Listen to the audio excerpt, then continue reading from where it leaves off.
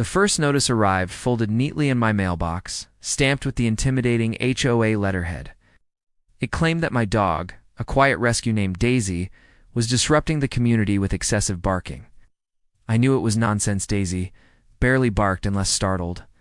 The words felt like a personal attack, dripping with formality, but lacking evidence. Neighbors passed by with their dogs daily. Yet no one else seemed targeted. My stomach knotted as I realized this wasn't about noise but control. The HOA wanted to make an example out of me, and Daisy was their chosen weapon. The next day, another notice appeared, this time threatening fines. The tone was sharper, accusing me of ignoring warnings. I began noticing the HOA president, Mrs. Caldwell, glaring whenever Daisy and I stepped outside. Whispers from a few neighbors suggested she had complained about dogs before, though none had been forced out. Something felt different this time. Determined not to lose Daisy, I began documenting everything. Daisy's quiet demeanor, timestamps of when we were outside, even recordings to prove she wasn't disruptive. If the HOA wanted a fight, I was prepared to build my case. By the third week, the HOA escalated. They scheduled a mandatory hearing claiming my dog violated community peace standards. The language was vague, intentionally so. I felt cornered, but then a neighbor quietly hinted at something suspicious.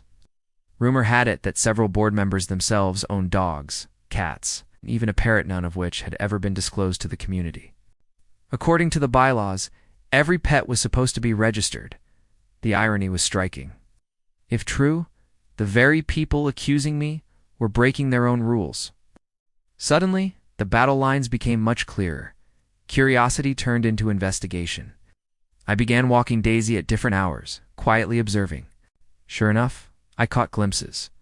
A board member sneaking out at dawn with a golden retriever, another ushering to cats inside before meetings, and late one evening, the unmistakable squawk of a parrot echoing from Mrs. Caldwell's porch.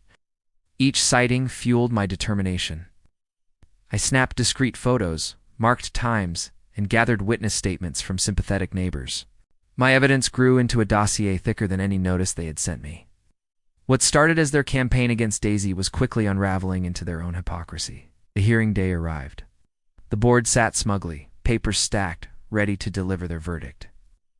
I let them speak first, their accusations rehearsed and self-righteous. They painted Daisy as a menace, citing community complaints with no proof attached. When they finished, I calmly spread my folder across the table. One by one, I presented photos, times, and documents. The board members shifted in their seats as I revealed their unregistered pets. The room grew heavy with silence. They had no defense, no excuse for breaking their own bylaws while condemning me. The power dynamic had shifted instantly. The news spread quickly through the neighborhood. Word of the secret pets became the talk of every driveway and front porch. Neighbors who once kept quiet now voiced their anger at the double standard. People asked why fines were levied against me, but not against the board themselves. The HOA's reputation crumbled overnight. Former supporters turned their backs, siding with Daisy and me. Some even offered to testify publicly, eager to see the hypocrisy exposed. The very authority the board had clung to for years was unraveling, replaced with resentment and distrust from the community. Backed into a corner, the HOA scrambled to save face. They quietly dropped my case, sending a half-hearted letter claiming miscommunication. But the damage was already done. Neighbors began demanding accountability, questioning the legitimacy of every fine and rule previously enforced. A petition circulated, calling for the resignation of key board members. The once feared HOA was now on shaky ground. Daisy trotted proudly by my side during walks, now a symbol of resistance. Every wag of her tail felt like a small victory. What started as an attack on her had ignited something much bigger in the community. Within months, the HOA underwent a transformation. Several board members resigned, and new elections brought in voices from the neighborhood who truly cared about fairness. Policies were revised, ensuring rules applied equally to everyone. Daisy was officially registered, not as a nuisance, but as a cherished member of the community. The memory of the conflict lingered, a reminder of how far things had gone.